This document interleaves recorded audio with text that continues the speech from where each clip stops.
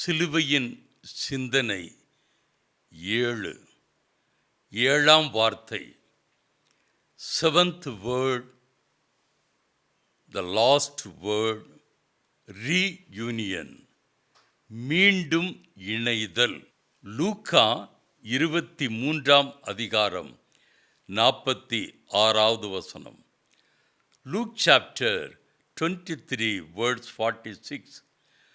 இயேசு, பிதாவே, உம்முடைய கைகளில் என் ஆவியை ஒப்புவிக்கிறேன் என்று மகா சத்தமாய் கூப்பிட்டு சொன்னார். இப்படி சொல்லி ஜீவனை விட்டார். And when Jesus had cried out with a loud voice, he said, Father, into your hands I commit my spirit. Having said this, he breathed his last. எபிரேயர் 9:3, Hebrew chapter 9:3. 2ஆம் திரைக்குள்ளே மகா பரிசுத்த ஸ்தலம் எனப்பட்ட கூடாரம் இருந்தது. 7வது வசனம், Hebrew chapter 9:7. 2ஆம் கூடாரத்திலே பிரதான ஆசாரியன் மாத்திரம் வருஷத்திற்கு ஒரு தரம் இரத்தத்தோடே பிரவேசித்து அந்த இரத்தத்தை தனக்காகவும் ஜனங்களுடைய தப்பிதங்களுக்காகவும் செலுத்துவான். இந்த 2 வார்த்தையை மனதில் வைத்துக் கொள்ளுங்கள். தொடர்ந்து தியானத்திற்குள் போகலாம். மத்தேயு 27:50-51-52. Matthew chapter 27:50, 51 and 52. இயேசு மறுபடியும் மகா சத்தமாய் கூப்பிட்டு ஆவியை விட்டார். அப்பொழுது தேவாலயத்தின் திரைச்சீலை மேல் தொடங்கி கீழ் வரைக்கும் 2ஆக கிழிந்தது. பூமியும் அதிர்ந்தது, கன்மலைகளும் பிளந்தது, கல்லறைகளும் திறந்தது. நித்திரையடைந்திருந்த அநேக பரிசுத்தவான்களுடைய சரீரங்களும் எழுந்திருந்தது. மார்க்கு, யோவான் சுவிசேஷத்திலும் இந்த வார்த்தையை பார்க்கிறோம். ஆக 4 சுவிசேஷங்களில் இது பதிவு செய்யப்பட்டிருந்தாலும் தெளிவாக லூக்காவிலே இது எழுதப்பட்டிருக்கிறது. கர்த்தருடைய மரணத்தால் ரட்சிப்பும், கர்த்தருடைய பரிசுத்தவான்கள் உயிரோடு எழும்புவார்கள் என்பதற்கு இது ஒரு அடையாளம். ஆண்டவர் தன்னுடைய ஜீவனை பிதாவினிடத்தில் ஒப்புக்கொடுக்கிறார். ஒப்புக்கொடுத்தவுடன் எருசலேமின் கல்லறையிலிருந்து அநேக பரிசுத்தவான்கள் எழுகிறார்கள். அதற்கு முன்பதாக எருசலேமினுடைய திரைச்சீலை மேலிருந்து கீழாக கிழிக்கப்படுகிறது. ஏற்கனவே எபிரேயரிலே வாசித்தோம், லேவியராகமத்திலும் இருக்கிறது. முதலாவது பரிசுத்த ஸ்தலம், த ஹோலி பிளேஸ், ஆசாரியர்களும் பிரதான ஆசாரியரும் பலி செலுத்தி அந்த இரத்தத்தை பரிசுத்த ஸ்தலம் என்று சொல்லப்படுகிற இடத்தில் அனுதினமும் பலியாக காலை மாலை செலுத்துவார்கள். அதற்கு அடுத்து த மோஸ்ட் ஹோலி பிளேஸ், மகா பரிசுத்த ஸ்தலம், உடன்படிக்கை பெட்டி இருக்கக்கூடிய இடம்.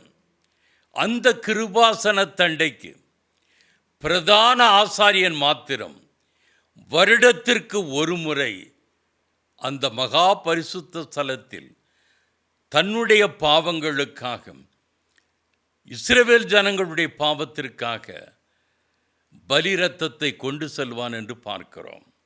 ஆனால் மிருக பலி பழைய ஏற்பாடு முழுவதும் இப்படியாக நடந்தது. நரர் பலியானார், கிருபாதார பலியானார். நமது ஆண்டவராய் இயேசு கிறிஸ்து ஒரே தரம் மரித்தார். திரைச்சிலை கிழிக்கப்பட்டு பிரதான ஆசாரியனாகிய இயேசு கிறிஸ்து, மெல்கிசேதேக்கின் முறைமையின்படி வந்த இயேசு கிறிஸ்து மகா பிரதான பரிசுத்த ஸ்தலத்திற்குள் பிரவேசித்து நமக்கு ரட்சிப்பை உண்டு பண்ணினார். அதை குறியீடாக வெளிப்படுத்தத்தக்கதாக தன்னுடைய ஆவியை ஒப்பு கொடுக்கிற பொழுது எருசலேம் பரிசுத்தவான்கள் கல்லறையிலிருந்து உயிரோடு எழுந்தார்கள் என்று பார்க்கிறோம். ஐயா, சால்வேஷன், ரிசரக்ஷன், எட்டர்னல் லைஃப். சிலுவை மரணத்தில் நமக்கு கிடைத்த மிகப்பெரிய பரிசு ரட்சிப்பு, உயிர்த்தெழுதல், நித்திய ஜீவன். சங்கீதம் 31:5, Psalm 31:5, உமது கையில் என் ஆவியை ஒப்புவிக்கிறேன். சத்தியபரனாகிய கர்த்தாவே, நீர் என்னை மீட்டு கொண்டீர். Into your hand I commit my spirit. You have redeemed me, O Lord God of truth. யூதர்கள் இரவு படுக்கைக்கு செல்லும் முன் இந்த வார்த்தைகளை ஜெபமாக சொல்வார்களாம். படுக்கைக்கு சென்றவர்களுடைய வாழ்க்கை எப்படி வேண்டுமென்றாலும் மாறுவதற்கு வாய்ப்புண்டு. சங்கீதக்காரனாகிய தாவீது இந்த வார்த்தையை தீர்க்க தரிசனமாக வெளிப்படுத்துவதை பார்க்கிறோம். இதேதான் நமது ஆண்டவராய் இயேசு கிறிஸ்து.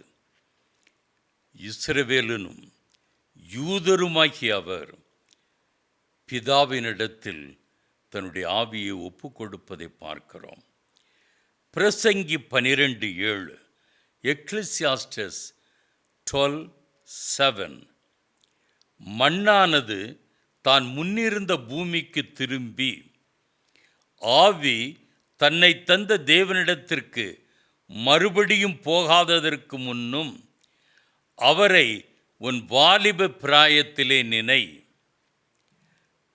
Then the dust will return to the earth as it was, and the spirit will return to God who gave it. நன்றாக கவனியுங்கள். இது ஒரு ஆழமான சத்தியத்தை வெளிப்படுத்துகிற இந்த ஒரு வசனம். பிரசங்கி 12:7, the dust will return to the earth. சரீரம் மண்ணுக்கு, மண்ணிலிருந்து உண்டாக்கப்பட்டபடியால் சரீரம் மண்ணுக்கு. The spirit will return to God. ஆவி விண்ணுக்கு. ஒரு மனிதனுடைய வாழ்க்கையில் தேவன் தந்த ஆவி, ஆத்துமா திரும்ப அவரிடத்திற்கு. சரீரமாகிய மண்ணு மண்ணுக்கு. வசனம் என்ன தெளிவாக, தேன் தெளிதேனிலும் தெள்ள தெளிவாக, the dust will return to the earth, the spirit will return to God. அப்போஸ்தலர் 7:59, Acts 7:59, கர்த்தராகிய இயேசுவே என் ஆவியை ஏற்றுக்கொள்ளும் என்று ஸ்தேவான் தொழுது கொள்கையில் அவனை கல்லறிந்து கொண்டார்கள் என்று பார்க்கிறோம். ஸ்தேவானுடைய வார்த்தையை பாருங்கள். பரிசுத்தவானாகிய ஸ்தேவான் புதிய ஏற்பாட்டு ஆதி திருச்சபையில் முதலாவது இரத்த சாட்சி. புதிய ஏற்பாட்டின் துவக்கத்தில் முதல் இரத்த சாட்சி யோவான் ஸ்நானகன், ஜான் த பேப்டிஸ்ட். ஆனால் ஆதி திருச்சபை தோன்றின பின்பு மூப்பர்களில் ஒருவராகிய ஸ்தேவான் இரத்த சாட்சி. அவர் மரிக்கிற பொழுது சொல்லுகிறார், கர்த்தராகிய இயேசுவே என் ஆவியை ஏற்றுக்கொள்ளும் என்று ஸ்தேவான் தொழுது கொண்டார். 2 தீமோத்தேயு 4 7-8. 2 Timothy chapter 4, 7 and 8. நல்ல போராட்டத்தை போராடினேன், ஓட்டத்தை முடித்தேன், விசுவாசத்தை காத்துக்கொண்டேன். இது முதல் நீதியின் கிரீடம் எனக்காக வைக்கப்பட்டிருக்கிறது. நீதியுள்ள நியாயாதிபதியாக்கிய கர்த்தர் அந்நாளிலே அதை எனக்கு தந்தருளுவார். எனக்கு மாத்திரமல்ல, அவர் பிரசன்னமாகுதலை விரும்பும் யாவருக்கும் அதை தந்தருளுவார். இயேசு, ஸ்தேவான், பவுல். இயேசு, ஸ்தேவான், பவுல் தங்கள் வாழ்க்கையை எப்படி முடித்தார்கள் என்பதை வசனத்தின் வாயிலாக பார்த்தோம்.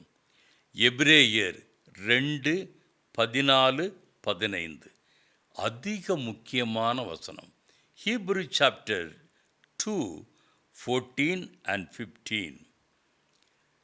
பிள்ளைகள் மாமிசத்தையும் இரத்தத்தையும் உடையவர்களாயிருக்க அவரும் அவர்களைப் போல மாமிசத்தையும் இரத்தத்தையும் உடையவரானார்.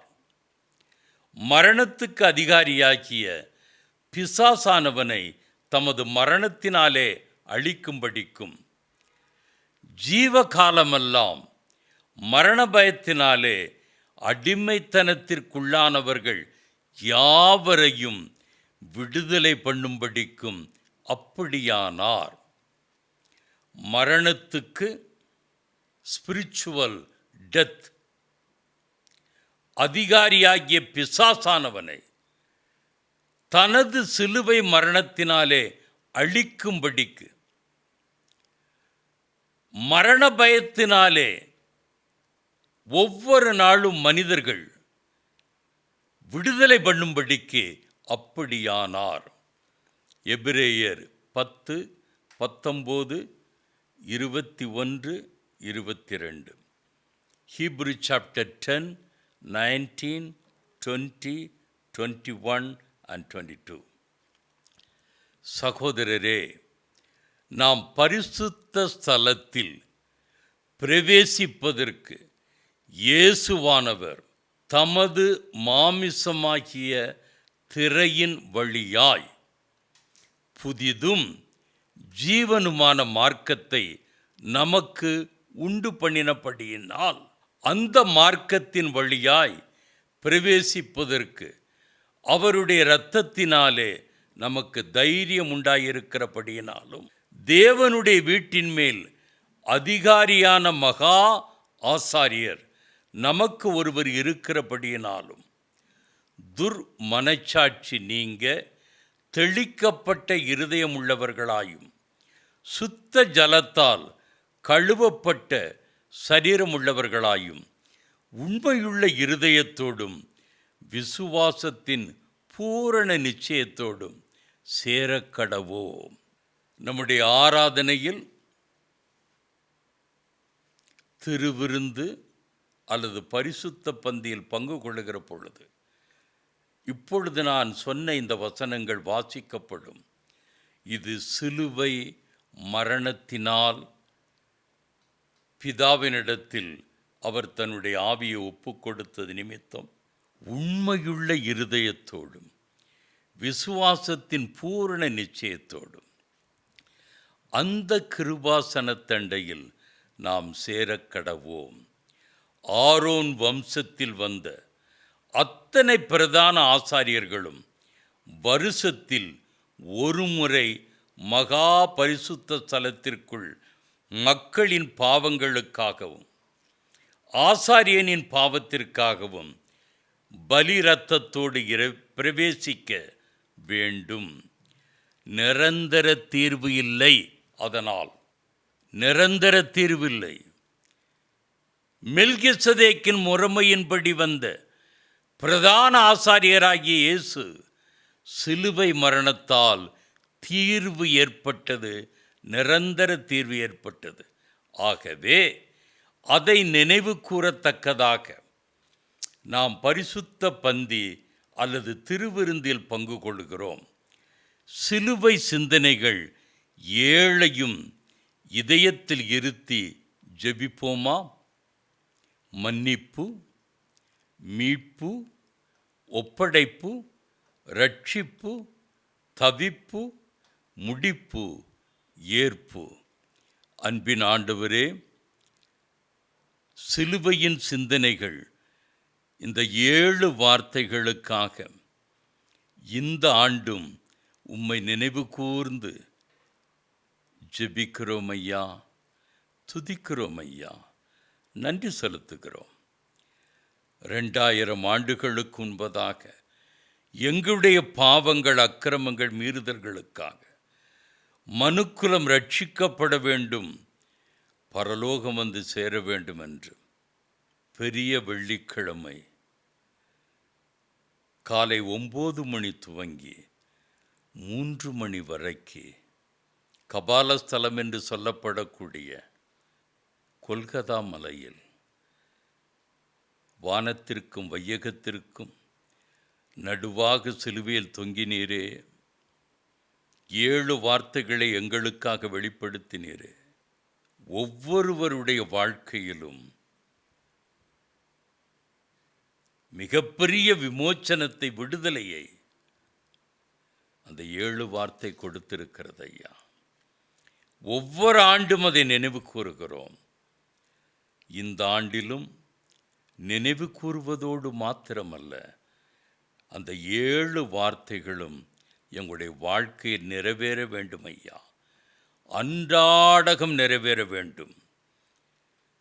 எங்களுடைய உயிர் இருக்கு மட்டும் உயிர்ப்போடு அந்த 7 வார்த்தைகள் இருக்க வேண்டும் ஐயா.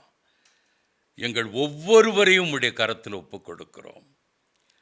எங்களுக்காக பரிசுத்த ஜீவனையும் பரிசுத்த இரத்தத்தையும் பலியாக சிலுவையில் கொடுத்து விலையேறப்பெற்ற ரட்சிப்பையும், அந்த ரட்சிப்பினுடைய வெளிப்பாடாக பரிசுத்தமும், அந்த பரிசுத்தத்தினுடைய முடிவாக பரலோகமும், பரலோக பரிசாக எங்களுக்கு கொடுத்திருக்கிறீரே.